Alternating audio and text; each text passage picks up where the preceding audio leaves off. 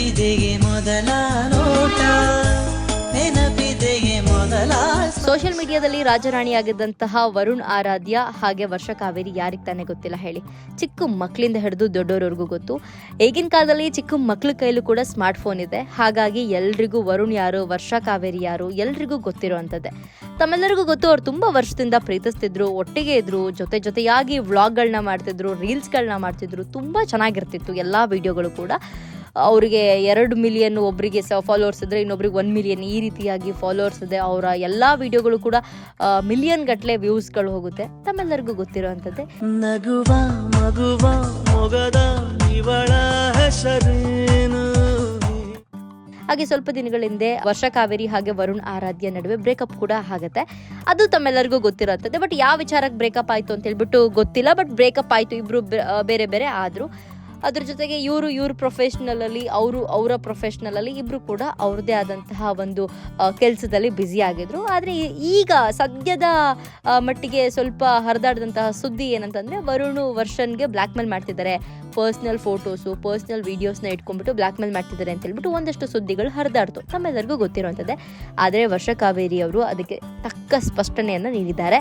Social ಮೀಡಿಯಾದಲ್ಲಿ, ಇನ್ಸ್ಟಾಗ್ರಾಮ್ನಲ್ಲಿ ಅವ್ರ ಸ್ಟೋರಿಗೆ ಹಾಕ್ಕೊಂಡಿದ್ದಾರೆ, ಇದೆಲ್ಲ ಸುಳ್ಳು ಸುದ್ದಿ, ಈ ಸುಳ್ಳು ಸುದ್ದಿನ ಹರಿದಾಡ್ಸೋದನ್ನು ಸ್ಟಾಪ್ ಮಾಡಿಸಿ, ಈ ಸುಳ್ಳು ಸುದ್ದಿನ ಪ್ರಚಾರ ಮಾಡಬೇಡಿ ಅಂತ ಹೇಳ್ಬಿಟ್ಟು ಮೆನ್ಷನ್ ಮಾಡಿಬಿಟ್ಟು ಹಾಕಿದ್ದಾರೆ. ಅದರ ಜೊತೆಗೆ ಒಂದು ಸಾಂಗ್ ಕೂಡ ಆ್ಯಡ್ ಮಾಡಿದ್ದಾರೆ. ಕೇಳಿದ್ದು ಸುಳ್ಳಾಗಬಹುದು, ನೋಡಿದ್ದು ಸುಳ್ಳಾಗಬಹುದು, ನಿಧಾನಿಸಿ ಯೋಚಿಸಿದಾಗ ನಿಜವೂ ತಿಳಿಯುವುದು ಅಂತ ಹೇಳ್ಬಿಟ್ಟು ಒಂದು ಸಾಂಗ್ ಕೂಡ ಆ್ಯಡ್ ಮಾಡಿ ಇನ್ಸ್ಟಾಗ್ರಾಮ್ ಸ್ಟೋರಿಯಲ್ಲಿ ಒಂದು ಬರೆದು, ಅವ್ರಿಗೆ ಏನು ಅನ್ಸುತ್ತೆ ಅದನ್ನು ಬರೆದ್ಬಿಟ್ಟು ಈ ಸುಳ್ಳು ಸುದ್ದಿಗಳನ್ನ ಹರಿದಾಡಿಸ್ಬೇಡಿ ಅಂತ ಹೇಳ್ಬಿಟ್ಟು ಬರೆದು ಹಾಕೊಂಡಿದ್ದಾರೆ. ನಿಧಾನಿಸಿ ಯೋಚಿಸಿದಾಗ ನಿಜವೂ ತಿಳಿಯುವುದು. ಇದಿಷ್ಟು ವಿಚಾರ ಒಂದು ಕಡೆ ಆದರೆ, ಇನ್ನೊಂದು ಕಡೆ ಏನಪ್ಪ ಅಂತಂದರೆ, ಈ ರೀತಿಯಾಗಿ ಯಾರಾದರೂ ಬ್ಲ್ಯಾಕ್ ಮೇಲ್ ಮಾಡ್ತಾ ಇದ್ರೆ ನಾರ್ಮಲ್ ಆಗಿ ಯಾವುದೇ ರೀತಿಯಾದಂತಹ ಕೆಟ್ಟು ಡಿಸಿಷನ್ಗಳನ್ನ ತೊಗೊಳಕ್ಕೆ ಹೋಗ್ಬಿಡಿ. CCB ಅಂತ ಇದೆ, ನೀವು ಧೈರ್ಯವಾಗಿ ಈ ರೀತಿಯಾಗಿ ಬ್ಲ್ಯಾಕ್ ಮೇಲ್ ಆದರೆ, ಅಥವಾ ನಿಮಗೆ ಯಾರಾದರೂ ಇನ್ಸ್ಟಾಗ್ರಾಮ್ನಲ್ಲಿ ನಿಮ್ಮ ಒಂದು ಹೆಸರಲ್ಲಿ ಫೇಕ್ ಅಕೌಂಟ್ ಕ್ರಿಯೇಟ್ ಮಾಡಿ ನಿಮ್ಮ ಒಂದು ಫೋಟೋ ಮೇಲೆ ಏನೇನೋ ಬರೆದು ಹಾಕ್ತಿದ್ದಾರೆ ಅಂತಂದರೆ, ನೀವು ಹೆದರ್ಕೊಳ್ಳೋ ಅವಶ್ಯಕತೆ ಇಲ್ಲ, ಹಾಗೆ ಸೂಸೈಡ್ ಮಾಡ್ಕೊಳ್ಳೋ ಅವಶ್ಯಕತೆನೂ ಇಲ್ಲ, ಹಾಗೆ ಅವ್ರನ್ನ ಯಾರು ಅಂತ ನೀವೇ ಪರ್ಸ್ನಲ್ ಆಗಿ ಹುಡುಕಿ ಏನೋ ಮಾಡುವಂಥ ಅವಶ್ಯಕತೆನೂ ಇಲ್ಲ. ನೀವು ಆರಾಮಾಗಿ ಹೋಗ್ಬಿಟ್ಟು CCB ಅಲ್ಲಿ ಕಂಪ್ಲೇಂಟ್ ಕೊಟ್ಟರೆ ಸಾಕು. ಯಾವ ಒಂದು ಅಕೌಂಟಿಂದ ನಿಮಗೆ ಮೆಸೇಜ್ ಬರ್ತಿದೆ ಅಂತ ಹೇಳ್ಬಿಟ್ಟು ಕಂಪ್ಲೇಂಟ್ ಕೊಟ್ಟರೆ ಸಾಕು, ಅವ್ರು ಅದನ್ನು ಲೀಡ್ ತೊಗೊಂಡು ಹ್ಯಾಂಡಲ್ ಮಾಡ್ತಾರೆ.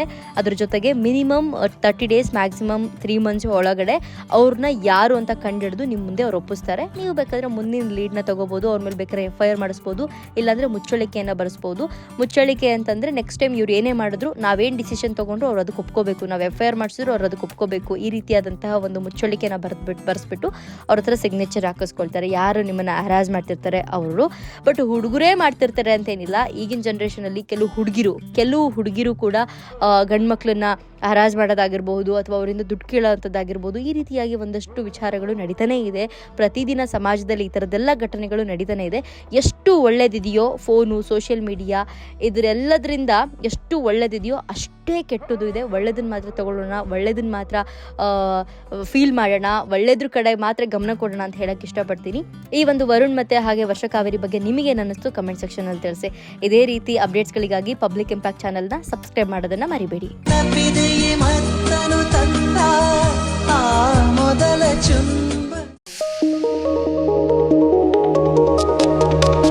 ಇದು ಪಬ್ಲಿಕ್ ಇಂಪ್ಯಾಕ್ಟ್, ಜನಶಕ್ತಿಯೇ ನಿರ್ಣಾಯಕ.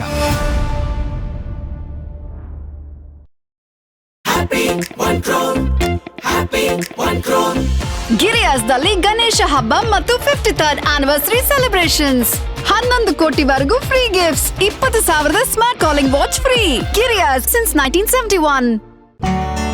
ಗಿರಿಯಾಸ್ ಇದೀಗ ನಿಮ್ಮ ಚಿಕ್ಕಮಗಳೂರಿನಲ್ಲಿ. ಹಿಂದೆ ಭೇಟಿ ನೀಡಿ ಅತ್ಯಾಕರ್ಷಕ ಉಡುಗೊರೆಗಳನ್ನ ನಿಮ್ಮದಾಗಿಸಿಕೊಳ್ಳಿ. ನಂಬರ್ 64/1 RG ರಸ್ತೆ, RSM ಬ್ಲಾಕ್, ಕೆನರಾ ಬ್ಯಾಂಕ್ ಪಕ್ಕದಲ್ಲಿ. ಹೆಚ್ಚಿನ ಮಾಹಿತಿಗಾಗಿ 9035023180.